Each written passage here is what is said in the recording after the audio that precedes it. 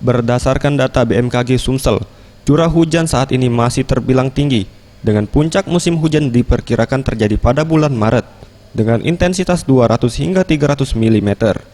Sementara untuk musim kemarau, BMKG memprediksi terjadi pada bulan Mei untuk Sumsel bagian tengah yaitu Muara Enim, dan untuk Sumsel bagian barat di Pagar Alam.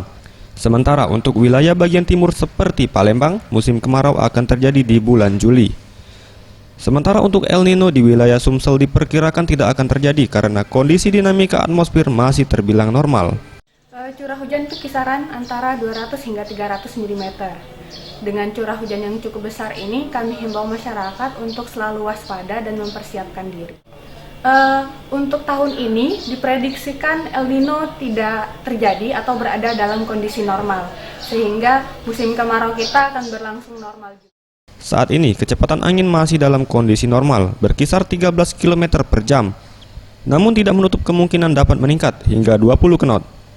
Dihimbau bagi masyarakat yang tinggal di wilayah barat Sumsel seperti Pagar Alam, Lubuk Linggau, dan Empat Lawang untuk waspada dengan peristiwa longsor dan angin kencang. Anugrah Sandi Pratama, Sriwijaya TV.